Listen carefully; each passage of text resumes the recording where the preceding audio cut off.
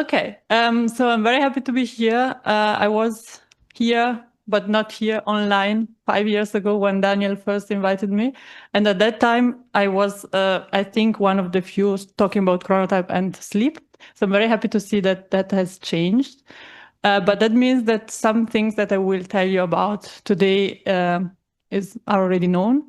But I think it's nice now to put everything together, what we have been hearing these 2 days, and to maybe give you some more new inputs. So I'll start with the question, how is sleep regulated? So we use this model that is called the two-process model of sleep regulation to explain how sleep is regulated. So basically we have two processes.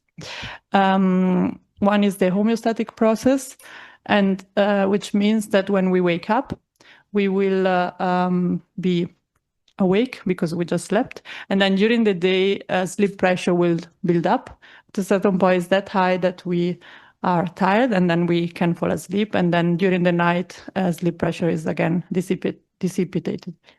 And then we have another process, the circadian process, that is regulated by the circadian clock. And basically what the circadian clock does is to open, to promote wakefulness during the day and to promote sleep at night. And so it will open a sleep window at a certain point in the evening.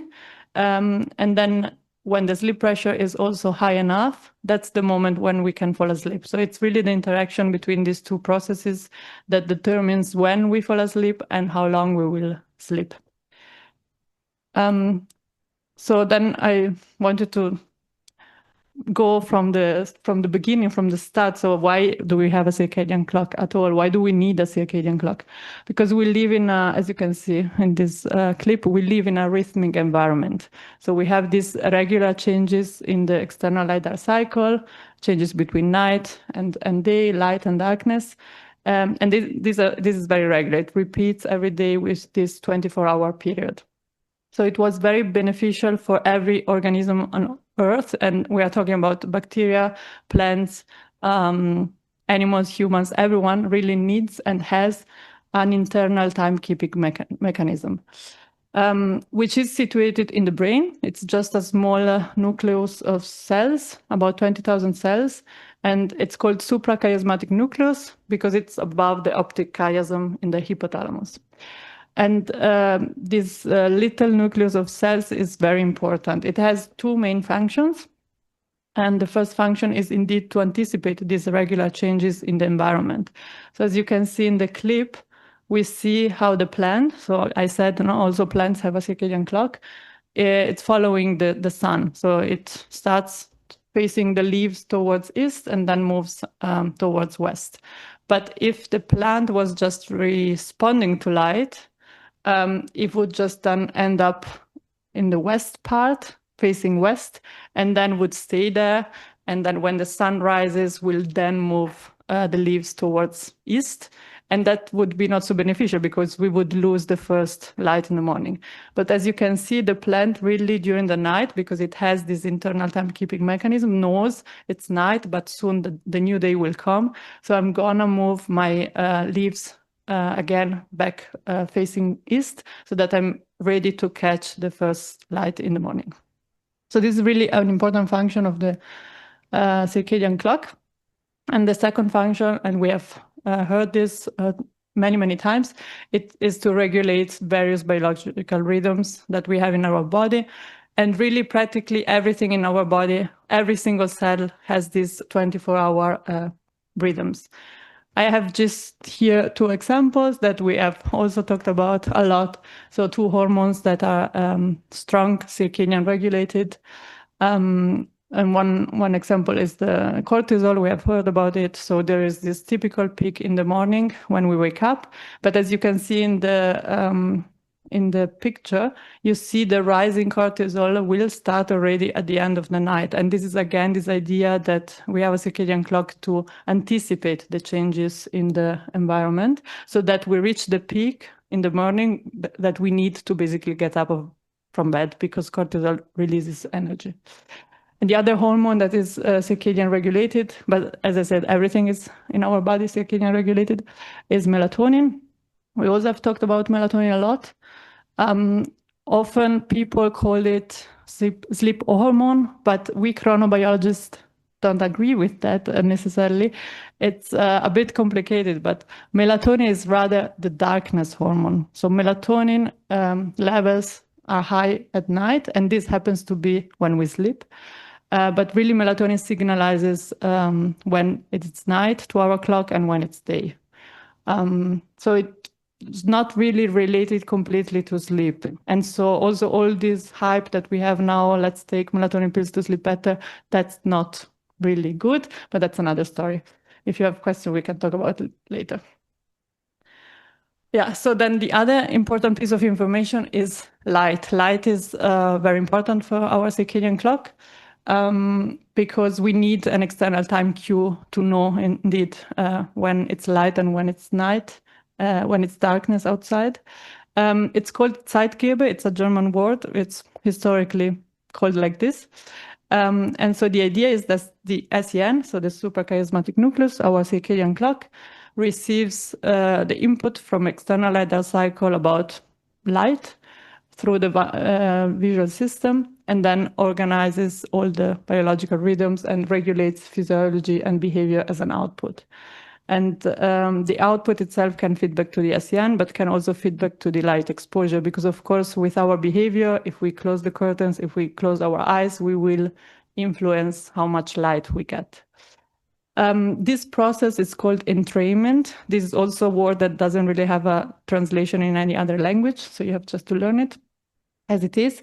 And it's a bit different from synchronization, because we do not exactly synchronize to the external light cycle. That would mean that when the sun rises, we also wake up. That's not the case, but we establish a stable phase relationship to the external light cycle.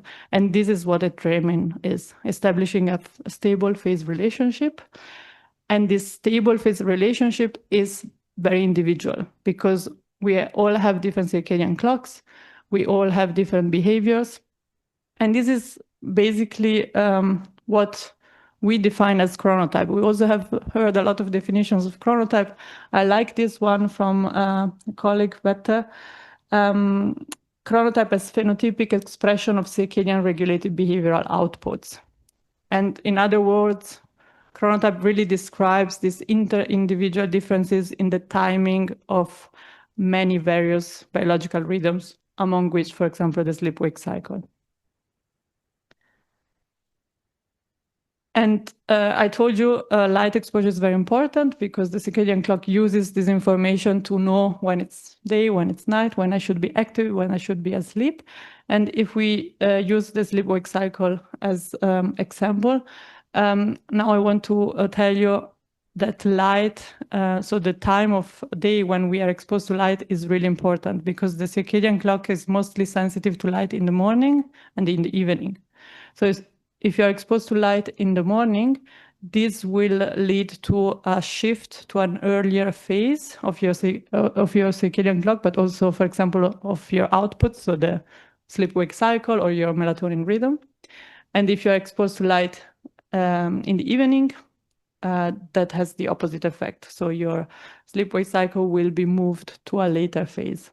So this is very important if we also talk about sleep regulation, because of course, chronotype is quite stable and there are genetic factors involved, but we can also kind of move it around a little bit. So that's important with our light exposure, for example. Then the next question is, do we all sleep at the same time? And of course, the answer is no. And we can assess sleep in very different ways. An easy way is just to ask people, when do you sleep? So that's what we often do. And a questionnaire that I've been using a lot is called Munich Chronotype Questionnaire, that you also know. And so if we ask someone when they are sleeping, and we ask it separately for work days and work-free days, someone would say I sleep between midnight and 8 a.m. Then we calculate the midpoint of sleep, just because it's a bit more stable than sleep onset and sleep offset. And if we plot it for many, many people, we see this huge variation in sleep times. And this is really what we then call chronotype, but it's really an estimation of these many different rhythms. We just choose the sleep-wake cycle as an estimation of your chronotype because it's easy to measure it. I forgot to say that, the majority of the people in this study had a midpoint of sleep between 4 and 5, which is not usually sleeping between midnight and 8 a.m. But you see the very extreme also early and late chronotypes. And indeed, we have the extremes. Now we are talking about the morning types and the evening type. But for me, a chronotype is really a continuum. So we have everything in between, and it's very we have really a broad distribution of sleep times or of chronotypes. And this is really what society doesn't consider. And then we get to the problem of social jet lag. We have also heard about social jet lag, which is the mismatch between the circadian and the social clocks. So I always make this example because it's very easy to understand. Imagine you have two individuals who go to work at the same time, so maybe 7 a.m. And what you see here is sleep time. So these bars indicate when the person sleeps between 10 p.m. and 6 a.m. And that would be an early chronotype. So this person gets 8 hours of sleep, everything is fine. And then we have the sleep on work days in blue and the sleep on free days in pink. You see the sleep is very regular, and we have heard how important is regular sleep. So that's the healthy sleep. And then we have another person, a late chronotype, and this person has also to be at work at 7, but cannot fall asleep at 10. It just doesn't work. So falls asleep later, and you see how the sleep duration is shorter. And then you also see how sleep on weekends is longer because you have to catch up for the sleep that you lost during the week. And then you see how the sleep times on work days and on work free days are misplaced. And this is exactly what we call social jet lag. So we calculate it as the difference between the midpoint of sleep on work days and on work free days. So it's the output is in hours. And why social jet lag? Because this sleep pattern is what you see if someone flies to New York for a weekend and comes back. So that's exactly the same thing, but we stay in the same city. Okay, and I think we have heard this also a lot, that social jet lag and being a late chronotype is really associated with a lot of problems, performance problems, but also health problems. And here are just a few examples. The risk for cardiovascular diseases is increased, metabolic diseases as well, more depression and anxiety, more alcohol and cigarette consumptions, and also chronic pain. But I would like here also to stress out, being a late chronotype is not unhealthy per se. It's really living in a society with early starting times that becomes a problem. So, but I said the chronotype can be modified a little bit, and here I have a couple of examples. So chronotype changes with longitude. These are data from Germany, and you see how chronotype is earlier. So people sleep earlier in the eastern part of Germany compared to the western part of Germany. And it's very nice how chronotype really seems to follow sunrise, because the sun rises earlier in the eastern part of Germany, and this difference between eastern part of Germany and western part of Germany is exactly half an hour. And this is what we see also in sleep times. It's exactly half an hour later, the chronotype in the western part of Germany. And this brings me to the case of Spain, which is very interesting. Because as you can see here, Spain belongs to the European Central Time Zone, like Germany, but should, as you see in the map, rather belong to the time zone of the UK. And I've just looked it up. So if we use as reference time the time in Prague, so everyone in Europe, and on the 21st of June, dawn in Prague is at 5 a.m., and in Madrid it's at 6:45. So really 1 hour, 45 minutes later. And of course, it's also because Madrid is in the is more south, so that plays a role. But really, just the longitude explains about 80 minutes delay in dawn times. And so it's not surprising that now my slides are not moving anymore. Oh yeah, it's not surprising that Spanish people are known to have this very late lifestyle.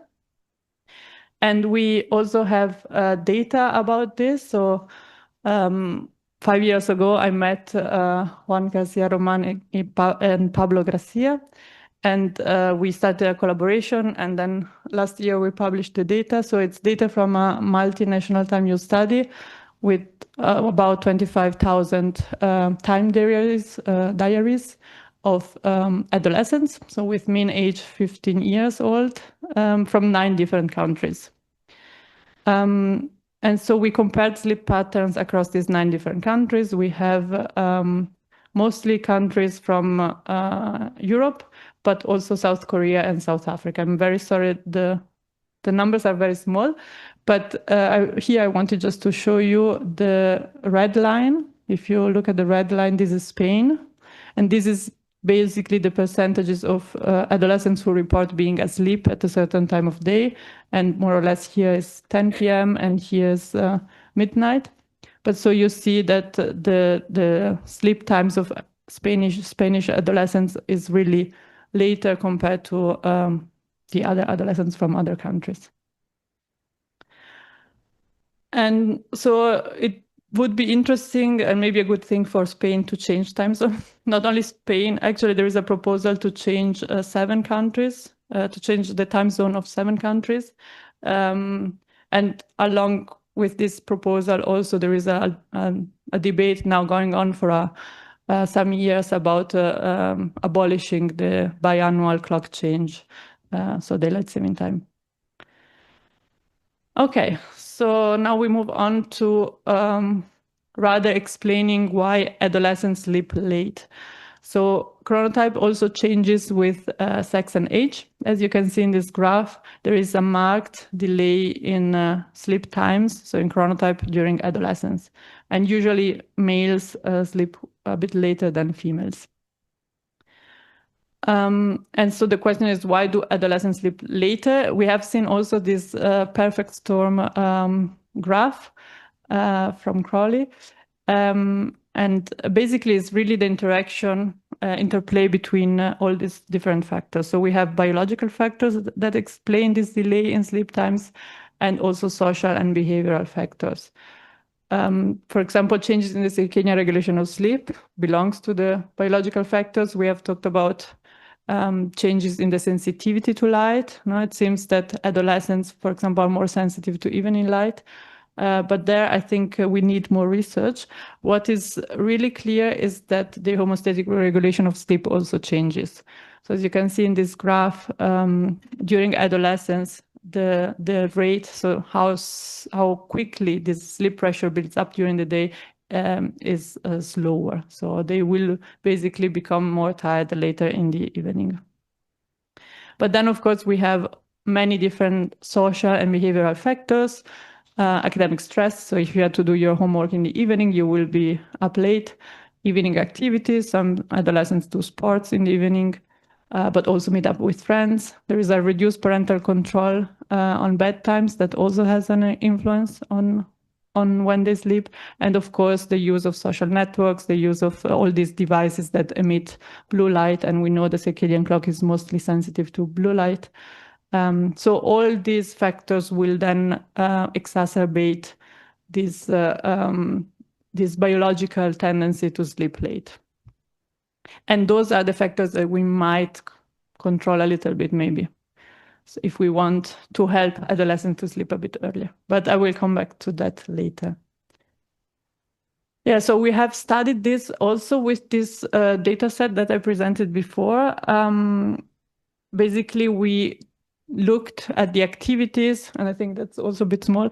We looked at the activities that adolescents were doing just during the 2 hours before sleep onset. But you can see this very bright green that is very much present in all countries, and this is the screen time. So this is, of course, a problem if adolescents are using so much screens emitting blue light in the evening, just before going to bed. Yeah, so we have this delay in sleep, and then we have, of course, the early school starting times, and this is really the problem because then adolescents do not sleep enough. And this is a problem for all adolescents, but you can imagine that also among adolescents, we have an inter-individual variation in sleep times. So also among adolescents, we will have relatively earlier and relatively later chronotypes. And these early school starting times are really a big problem for the latest chronotypes who are in a disadvantage at school. And this is what I have been studying during my PhD. And that was really my first research project. And this is a picture that two students, high school students, took when we were doing the study at their school. And it explains better than any other word what is the problem here. So here you have the students taking an exam at 9 a.m. And you have you see each student has his or her own circadian clock. And these circadian clocks are ticking differently. And so you have the early chronotypes. For them is also kind of 9 a.m. So they are taking the exam and it's just fine. And here you have the late chronotypes. For them is still the middle of the biological night. And of course, you can imagine that this will have an impact on their performance. And indeed, what was already known and what we also found is that there is a correlation between chronotype and school performance. So the late chronotypes usually get lower grades. But what we were among the first to show is that this chronotype effect on grades really depends on time of day. So if the students are tested early in the morning, we see this better performance of the early chronotypes. But if we do the exams later in the day, then the chronotype effect is gone. So that was also our first suggestion to schools. If you cannot delay school starting times, at least try to move the exams later in the day and not do it in the first hour of the morning. What we also found was that the chronotype effect was stronger for scientific subjects compared to humanistic linguistic subjects. And we explained this based on data from the lab. So we know that if someone is sleep deprived, the cognitive functions that suffer the most are are abstract thinking, problem solving. So rather, I would say, cognitive functions that you need for math, physics, for such kind of scientific subjects indeed. So that was our explanation why we found here really a chronotype effect, whereas for the humanistic linguistic subjects, the effect was not significant for chronotype. We also found that chronotype and school attendance are related. So it's not surprising maybe that late chronotypes are more likely to arrive late at school, but also they were more likely to be dismissed from class and also more likely to have more and longer sick leaves. And of course, school attendance has an influence on school performance. So this is also another interaction of different factors that then will lead to a worse school performance of late chronotypes. And indeed, there are many studies now that have also looked at this interaction between chronotype, school performance, and time of day. And this is one of the interesting ones, I would say. It was done in Argentina. And there in South America, often they have problem that they don't have enough room for having all the students at the same time in the schools. So they do school shifts. And so it's interesting because then you can really look at what happens if someone is going to an early shift, an intermediate shift, and an evening shift. So here the students were randomly assigned to going to start school at 7:45 or 12:40 or 17:20, so 5 p.m.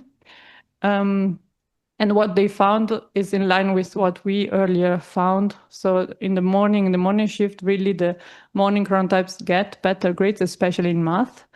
And this effect vanishes in the afternoon. And in the evening, it seems that the evening type are a bit better. Not that much, but seems to be a bit better. So as I said, the early school starting times are not a problem only for the late chronotypes. Of course, they are more in disadvantage, but all adolescents have a kind of late chronotype. So it's really a problem for everyone. And if we think about that adolescents need 8 to 10 hours of sleep,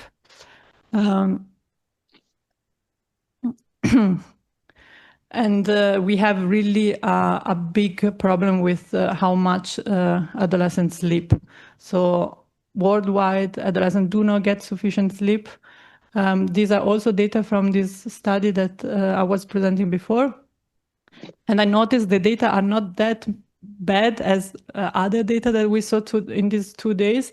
But I have an explanation because this data set is actually a bit old. It's 10 years old. And we have seen from the first presentation of today how actually the things have gotten worse in the last few decades.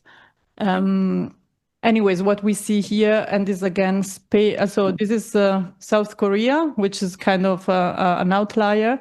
And among all the different European countries, this is Spain with 42% of adolescents not getting 8 hours of sleep. So it was already at the time quite a lot, and now it's even worse.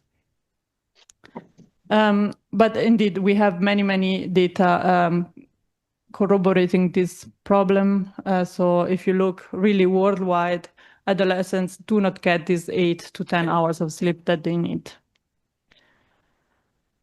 So then the question, why it would be beneficial to delay school starting times? Well, because we know that too little sleep is associated with poorer performance, but also with several health problems like lower mood, more violence and bullying, more cigarettes and alcohol consumption, and also more car accidents for the countries where students can drive to school. And if we delay school starting times, well, it's not surprising that we get the students to sleep longer. And this is also a recent data comparing schools with different starting times from before 8 to later than 8:30. And you clearly see how students, which still sleep too little because the maximum here is 7 hours, but they, of course, sleep longer if they can go to school later. And all the other things that I mentioned before are also improved. So this is really a lot of studies that have looked at the effects of delay school starting time. So it's really interventional studies, and we see just positive outcomes: better mood, better concentration, less absenteeism. And regarding grades, there are mixed results. We also wrote systematic review a couple of years back, and we analyzed 27 articles that really looked at the effects of delaying school starting time on grades. And mostly we do not find an effect or mixed effects. Some find positive effects, but really we do not find negative effects. So even if grades are not improved, and I think to see an improvement in grades, we need really studies that follow students for a longer time. But even if we don't see a direct improvement of grades, all the other parameters are improved. So this is still a strong argument to delay school starting times. And we maintain school performance the same. And we also, so we can delay school starting times, but there are also other alternatives that countries around the world have tried. So we have talked about this school shifts, that is a possibility. And I was lucky enough to be able to participate, to collaborate to this study that was run by Eva Winnebeck. And this is a high school in Germany where they tried these flexible starting times as alternative to later school starting times.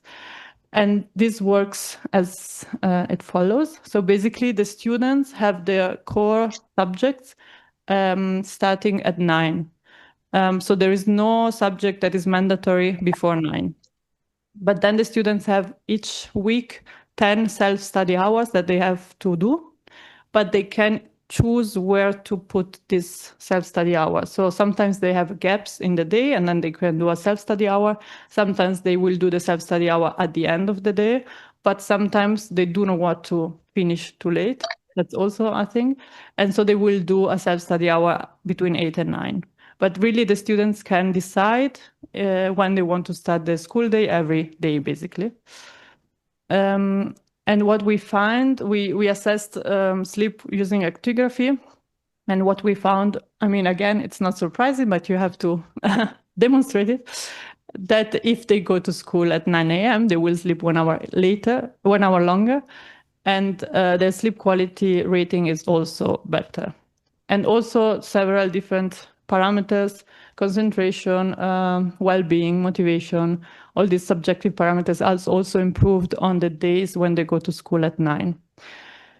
And so the students also said, like, we asked them and they said, yeah, I really noticed I can sleep 1 hour longer. This is amazing. And of course, usually teachers and parents are worried that if we delay school starting time, students will just go to bed later. But I think students really see the benefit. And to prove the point, we assess their sleep 1 year later to see 1 year in the system, maybe there was some delay in sleep onset, but no, the results are stable. So even 1 year later, they sleep 1 hour longer on the days when they can go to sleep at 9 a.m. and the sleep quality is also better on those days. Of course, I don't know if this flexible starting times, the fact that they still have to go to school sometimes at 8 a.m., maybe that's good, because then they really see the benefit of sleeping longer, and then they keep the same sleep onset basically throughout the week, throughout the year. Okay, so I think I didn't have to convince you, probably this audience, that later school starting times are good. But also I think it's important that adolescents take care of their sleep. So it's important that we really do more education about sleep and tell adolescents, inform adolescents how important sleep is. And so very important thing is, of course, to control our exposure to light. No, we have talked about the importance of being exposed to more morning light, but also actually light during the day. That is, we spend too much time indoor for our circadian clock to really work well. Then, of course, less arousal stimulants at night, but also less evening light before going to bed. That's important. And these are just rather tips for people that have troubles falling asleep. We need to find a cool, dark and quiet room, comfortable bedding and clothing. Then sometimes it's useful to have a pre-bed routine, so to really do the same activities in the same order before going to bed, because really the body learns, okay, now it's time to sleep, and calms down. And then regular sleep-wake cycle, we have talked about this, that is very important. And if we feel the need that we need a nap, then the naps should not be too late and only short, like 20 minutes, the famous power naps. Okay, so I will conclude with a citation that I think is very fitting to these days. When I was at a conference a couple of days back, I found this written on a toilet wall. There is no hope for a civilization which starts each day to the sound of an alarm clock. Very fitting. And also with an article. This might be a bit depressing because this article was published in 1913, so more than 100 years ago. And at the time, we already knew everything. So basically, the authors of this article compared sleep between US adolescents and adolescents in Germany. And they found out that US adolescents were sleeping 1 hour longer. And in their discussion, as you see here, they say, probably it's because in the US, school starts at 9 and in Germany at 8. So basically, we already knew the problem. We already knew the solution. And 100 years later, we are still discussing whether school starting times should be delayed. So I think now it's really the moment to do something and to try as researchers to really move into practice and to translate our research, because in the last 40 decades, we really proved the point. So we really need to take action. Okay, so that was it. Many thanks for your attention. And of course, I thank all the people that were involved in the studies. And I'm happy to take questions also in Spanish. Well, I would like to thank you very much for your presentation. You know that I like to bring you to this forum. It's a way also to fulfill the handicap of the IP, to give good ideas to the PhD students, and then I bring intelligent people who's able to mark you the clear way. Okay, so take notes and see how to do it better. I wanted to ask you, because you mentioned this data on the sleep in Europe of adolescents. In our data, when we analyzed Spanish data, we saw that basically we're only those kids with a compact schedule, what we call, that were doing naps. And for the data what you presented before was small, but I had the feeling that it was only the Spanish were doing naps. Is this the case? Because they say, no, in Spain is different because we are in Mediterranean country, but of course, Italy is also Mediterranean, Greece is also Mediterranean. Do you found naps in these other countries, or? Yeah, that's true. There was like a bump in the afternoon of only the red line. Yeah, so indeed there were basically mainly Spanish adolescents doing naps. But we also had countries from Finland, UK. Now I don't remember exactly all the 9 countries. I don't know if we had Italy, so maybe we had rather countries from the north. Yeah. Questions? Helen?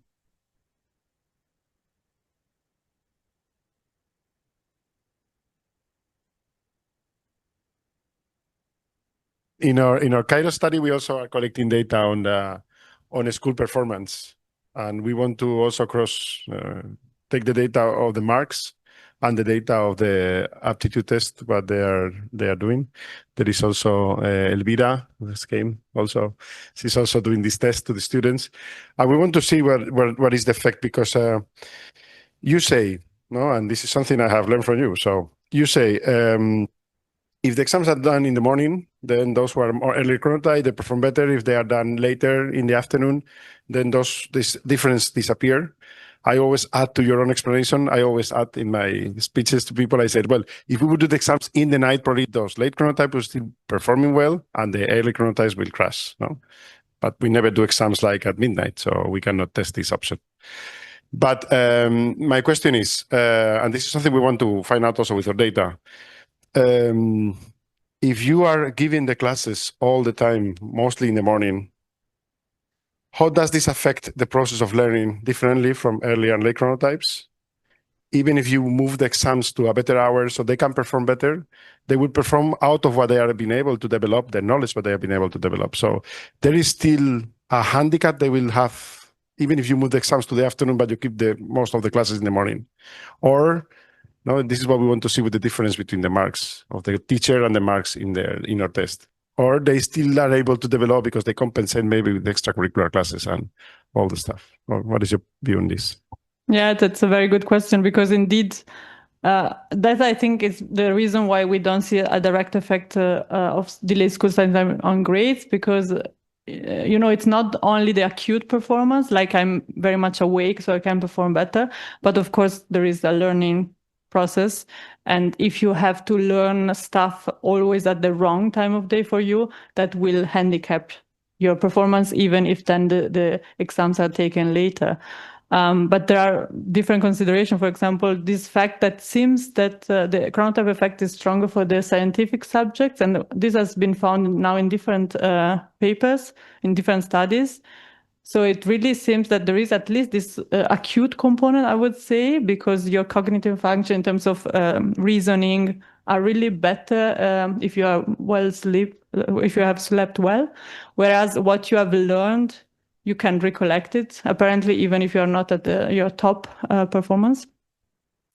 But yeah, it's complicated. And once I said maybe indeed also the difficult subjects should be taught later in the day, and I made the example, well, art could be taught at the beginning of the day, and then I got many emails from art teachers that were really upset. So yeah, so that's also difficult because another in the Netherlands there was also this system where indeed you would teach the difficult or the most important, again it's difficult to say important, less important subjects in the middle of the day, and then the students could choose when to do the other subjects, before or after. I think also these flexible school systems are really an interesting option, and this hasn't been really studied a lot. I don't know if it's more complicated to implement it rather than just delay school starting times for everyone. Yeah. I would agree with you. I think the solution, even if we move the school hours to later, because it's reasonable, because it's all the evidence is pointing that this will give better health and better conditions for learning. In one point, we will also have to look inside the organization of the school day. Yeah. And I think we also have to start thinking that we need also flexibility. We have circadian rhythms, but we have also ultradian rhythms of students, and each one has its own. Yeah. And each one has its own background. So probably you have to give them more like a Montessori approach. Like you have a stimulus, you have things they have to do, and they have the freedom to navigate according And to choose when they feel better doing math or languages. Well, they have, for example, my brother brings the kids to a school in Barcelona who have this type of approach, which is much more flexible, and they have, like, I don't know, 44 problems to solve in the semester. And then they have they have to be dealing with it, and they take the problem, they analyze it, they leave it some days, they take it back, and the teacher is really helping them, or the other, because they are also mixed by 3 ages. 3 courses are all together in the same room. Yep. So they have older and younger people in the classroom, and they may ask for help, and they can, in a sense, do collaborative work also there. So I think this would be a bit more the approach. You have to start thinking that, and it's also, well, I don't want to make a speech now, as I have the micro now. If one wants to talk now, you have to wait. The idea also that when you, now you have to stop me. I lost the point. Okay, now it will come back. Oh, now your turn, but I ask permission for a second question later. I would like to tell this situation in English, but I think my English is very bad, so I can explain in Spanish. Sorry. Hace 7 años, 7 años o sí, 7, 8 años, participamos en la investigación de una investigación sobre segregación escolar en la ciudad de Valencia, aquí, procesos de segregación escolar en la ciudad de Valencia. E hicimos una etnografía. La etnografía es, pues, una investigación en los centros educativos donde los investigadores e investigadoras íbamos a las clases, asistíamos con ellos durante 2 días a la semana en los centros educativos. Entonces empezábamos, a mí me tocó ir a un instituto público de secundaria de la ciudad de Valencia. Y a mí me sorprendió mucho, cosa que en ese momento no interpreté porque no estaba puesto en estos temas, no había estudiado estos temas, y ahora sí que ya le estoy dando esa visión. Me sorprendió mucho que durante la primera hora o la segunda hora de su horario escolar, yo en las clases presencié como alumnos bebían bebidas Monster, bueno, bebidas muy azucaradas, muy estimulantes, para mantenerse despiertos, o incluso había gente que estaba dormida en clase. Precisamente, además, eran alumnos también, tenían un perfil socioeconómico bajo. El centro tenía, pues, digamos, unas condiciones socioeconómicas bajas, y en ese momento quizás yo más lo interpretaba, obviamente, pues por estos a lo mejor condicionantes más, pues, socioeconómicos, pero también ahora estoy viendo, gracias a Dani y a participar en el proyecto de Kairos, que esto no deja de ser también una forma de violencia de violencia, de los horarios son una violencia para los adolescentes en este caso, ¿no? Porque quizás no, es que los horarios no se adaptan a la adolescente que, como estamos viendo, son tipos mucho más vespertinos, entonces les obligamos a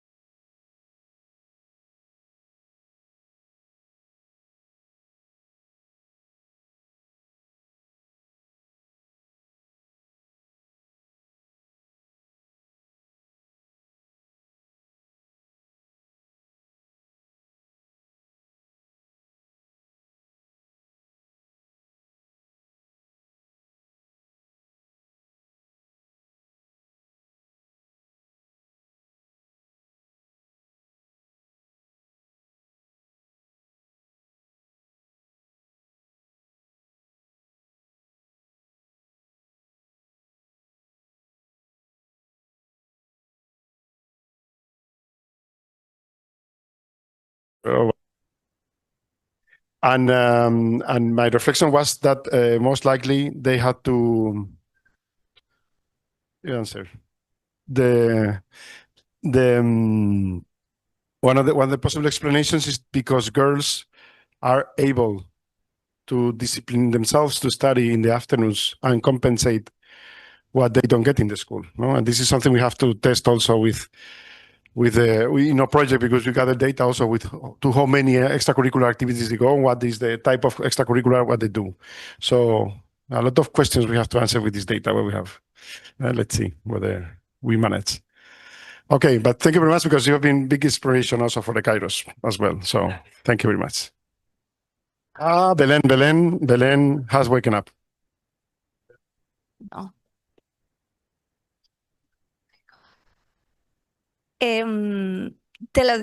Prefiero en castellano yo también. Mi consulta no es, o sea, me ha quedado todo muy claro. Lo que justo yo le decía a Daniel y tú luego lo has dicho, cómo es que tenemos tantas evidencias científicas que apuntan a lo mismo todo realmente y seguimos igual. Entonces, o sea, yo sé que seguimos igual porque hay intereses políticos, laboralmente, pues los docentes prefieren o tienden a preferir un horario únicamente por la mañana. Entonces, mi pregunta es, después de analizar tantos datos y de ver tantos contextos, ¿cómo propones iniciar este cambio? ¿Desde dónde iniciarías tú este cambio? Porque hay tantos frentes abiertos y realmente el bienestar del estudiante ahora mismo, yo lo que estoy viendo, por desgracia, es que es, si no el último de la cola, casi el último de la cola, el interés último de la cola para hacer estos horarios escolares. Entonces, me gustaría saber tu punto de vista, cómo iniciarías este cambio, porque los datos están muy claros y cuanto más leo, más claro lo tengo. Pero lo que no tengo claro es qué hacer con estos datos, o sea, cómo iniciar este cambio. Y, o sea, sé que no tienes un plan ahora, porque si no ya estaría hecho, ya lo sé, ¿eh? Pero sé que me vas a decir eso. Pero no sé, ¿por dónde irías tú o cómo empezarías a tirar del hilo? It's very good. I think we talk about this a lot among the researchers. We also, I think you as well, I mean, when we go to schools, I also have talked about these things at school. So I've informed teachers, parents. I've also given seminars for the public.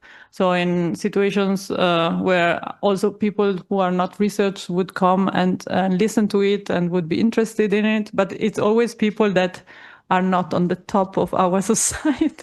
So I think we should just organize meetings with politicians. I don't know, with the people who really do the policies, who really change something. I have never talked to a politician about these things.